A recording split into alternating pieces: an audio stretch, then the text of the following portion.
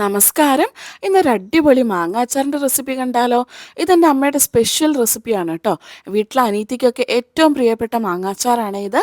ഇത് മമ്മിയുടേതായിട്ടുള്ള ഒരു രീതിയിലാണ് കേട്ടോ ഈ അച്ചാർ ചെയ്യുന്നത്. അപ്പോൾ ഇതെങ്ങനെയാണെന്ന് നമുക്ക് കണ്ടു നോക്കിയാലോ? ഞാനിവിടെ 2 മാങ്ങ നല്ല രീതിക്ക് കഴുകിയതിന് ശേഷം ഒട്ടും വെള്ളമില്ലാത്ത രീതിയിൽ തുടച്ചെടുത്തിട്ടുണ്ട്. ഏകദേശം 1 കിലോയാണ് കേട്ടോ അളവ് വരുന്നത്. ഇനി അരിഞ്ഞെടുക്കുന്ന മാങ്ങയിലേക്ക് ചേർക്കാനുള്ള ഒരു കൈപ്പിടി കടുക് പൊടിച്ചെടുക്കണേ. ഇത് നമ്മുടെ മാങ്ങയെല്ലാം അരിഞ്ഞെടുത്തിട്ടുണ്ട്. ഇനി ഇതിലേക്ക് ഒരു 3 ടേബിൾ സ്പൂൺ ഉപ്പാണ് കേട്ടോ ചേർത്ത് കൊടുക്കുന്നത്. നമ്മൾ എടുക്കുന്ന മാങ്ങ നല്ല രീതിക്ക് തുടച്ചെടുക്കാൻ മറക്കല്ലേ. ഒട്ടും വെള്ളത്തിൻ്റെ അംശം പാടില്ല കേട്ടോ. ഞാനിവിടെ ഈ രീതിക്കാണ് കേട്ടോ മാങ്ങ അരിഞ്ഞെടുത്തത്. ഇതേ ഷേപ്പിൽ വരണമെന്നൊന്നും ഇല്ല. നിങ്ങൾക്ക് ആവുന്ന രീതിയിൽ ഏത് ഷേപ്പിൽ വേണമെങ്കിലും മാങ്ങ അരിഞ്ഞെടുക്കാവേ. ഇനി നമുക്കിതിലേക്ക് നമ്മൾ നേരത്തെ പൊടിച്ചു വെച്ച കടുകില്ലേ, അതാണ് കേട്ടോ ചേർത്ത് കൊടുക്കേണ്ടത്. ഇനി ഇതെല്ലാം കൂടെ ഒന്ന് നല്ല രീതിക്ക് മിക്സ് ചെയ്തതിന് ശേഷം അത് അങ്ങനെ തന്നെ വെച്ചേക്കണം. നമ്മൾ ചേർത്ത ഉപ്പും അതുപോലെ കടുകിൻ്റെ ഫ്ലേവറൊക്കെ മാങ്ങയിൽ പിടിച്ച് കിട്ടുന്നിടം വരെ ഒരു കുറച്ച് സമയം അങ്ങനെ തന്നെ വെച്ചേക്കണേ. ഇനി നമുക്ക് അച്ചാർ എങ്ങനെയാണ് തയ്യാറാക്കുന്നതെന്ന് നോക്കാവേ. അപ്പം അതിനായിട്ട് ഞാനിവിടെ ഒരു ചീനച്ചട്ടിയാണ് കേട്ടോ എടുത്തേക്കുന്നത്. ഇനി ചട്ടി ചൂടായ ഉടനെ തന്നെ നമുക്ക് അല്പം നല്ലെണ്ണ ചേർത്ത് കൊടുക്കാവേ.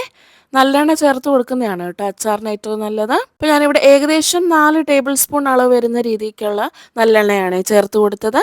ഇനി എണ്ണയൊന്ന് ചൂടായി കിട്ടുമ്പം ഒരു 1/2 ടീസ്പൂണ് ഉലുവയും അതുപോലെ തന്നെ 1 സ്പൂൺ അളവിൽ കടുകും കൂടെ ചേർത്ത് കൊടുക്കാവേ. നമ്മൾ ഓൾറെഡി കടുക് ചേർത്തായിരുന്നല്ലോ പൊടിച്ച്, അതുകൊണ്ട് തന്നെ ഇപ്പം കുറച്ച് കടുക് ചേർത്താൽ മതിയാകും. ഇനി ഇത് നല്ല രീതിക്കൊന്ന് പൊട്ടിക്കിട്ടണം. കടുക് പൊടിച്ച് ചേർക്കുന്നത് തികച്ചും ഓപ്ഷണലാണ്. ചിലർക്കൊന്നും കടുകിൻ്റെ ടേസ്റ്റ് ഇഷ്ടപ്പെടത്തില്ല. അപ്പം അങ്ങനെയുള്ളവർ അത് സ്കിപ്പ് ചെയ്യണം. വെറും ഉപ്പ് മാത്രം ഇട്ട് മാങ്ങ മിക്സ് ചെയ്ത് വെച്ചാൽ മതിയാകും. കടുക് ചേർക്കേണ്ട ആവശ്യമില്ല. ഇനി കടുക് പൊട്ടിക്കഴിയുമ്പോൾ നമുക്ക് ഏകദേശം 3 ചുള വെളുത്തുള്ളിയാണ് കേട്ടോ ചേർത്ത് കൊടുക്കേണ്ടത്. അതോടൊപ്പം ഒരു വലിയ കഷ്ണം ഇഞ്ചിയും ചോപ്പ് ചെയ്ത് ചേർത്ത് കൊടുക്കാം. വെളുത്തുള്ളിയുടെ അത്രയും വേണ്ട കേട്ടോ ഇഞ്ചി, അതിൽ കുറച്ച് താണ് നിന്നാൽ മതി. അപ്പോൾ ഇനി ഇത് രണ്ടും നല്ല രീതിക്ക് ഒന്ന് മൂത്ത് കിട്ടണം. നല്ല രീതിക്ക് മൂത്ത് കിട്ടില്ലെങ്കിൽ അച്ചാർ പെട്ടെന്ന് തന്നെ കേടായി പോകും. ഞാനിവിടെ ചെറിയ വെളുത്തുള്ളിയാണ് കേട്ടോ ഉപയോഗിച്ചത്, അതുകൊണ്ടാണ് കേട്ടോ 3 ചുള ഉപയോഗിച്ചത്. ഇനി നമ്മൾ ചൈനീസ് വെളുത്തുള്ളിയില്ലേ, അതാണ് ഉപയോഗിക്കുന്നതെന്നുണ്ടെങ്കിൽ ഇത്രയ്ക്കൊന്നും ഉപയോഗിക്കരുത്. ഒരു 2 അല്ലെങ്കിൽ 1.5 ചുള വെളുത്തുള്ളി ഉപയോഗിച്ചാൽ മതിയാകും. ഇനി ഞാൻ ഇതിലേക്ക് നമ്മുടെ കറിവേപ്പിലയാണ് കേട്ടോ ചേർത്ത് കൊടുക്കുന്നത്. കറിവേപ്പില എത്ര വേണമെങ്കിലും ചേർത്ത് കൊടുക്കാം. ഇനി വെളുത്തുള്ളിക്കും ഇഞ്ചിക്കും ഒപ്പം കറിവേപ്പിലയെ നല്ല രീതിക്കൊന്ന് വാടി കിട്ടണേ. കറിവേപ്പിലയിൽ വെള്ളത്തിൻ്റെ അംശമൊക്കെ കാണും, നമ്മൾ കഴുകിയൊക്കെയാണല്ലോ എടുക്കുന്നത്.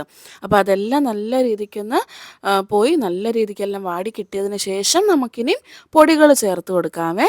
ഞാനിവിടെ 1/2 ടീസ്പൂൺ അളവിൽ മഞ്ഞൾപ്പൊടിയും 1/2 ടീസ്പൂൺ അളവിൽ തന്നെ കായപ്പൊടിയും 3/4 ടീസ്പൂൺ അളവിൽ ഉലുവാപ്പൊടിയും അതുപോലെ 6 ടേബിൾ സ്പൂണ് മുളക് പൊടിയാണ് കേട്ടോ ചേർത്ത് കൊടുക്കുന്നത്.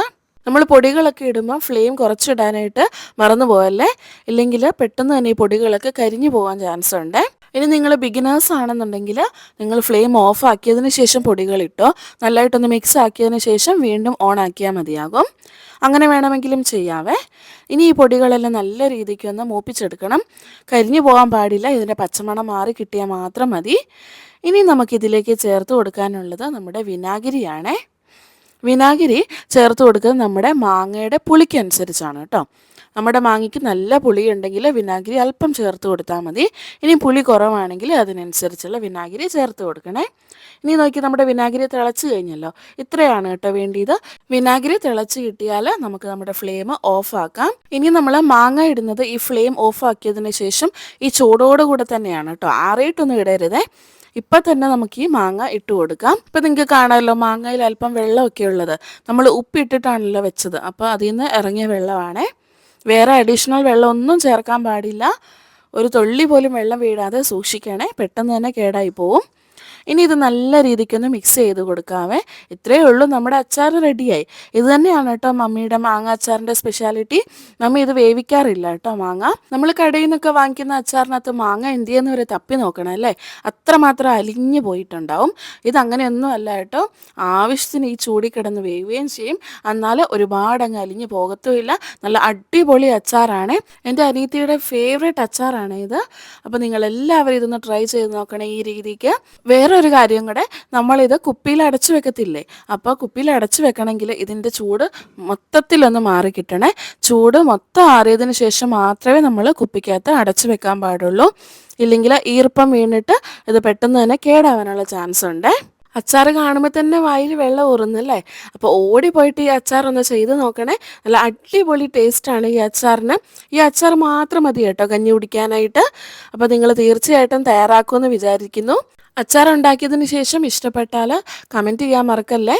അതോടൊപ്പം ഈ വീഡിയോ ഒന്ന് മറ്റുള്ളവർക്കും കൂടെ ഷെയർ ചെയ്ത് കൊടുത്ത് ചാനലൊന്ന് സബ്സ്ക്രൈബ് ചെയ്യാനും മറക്കല്ലേ.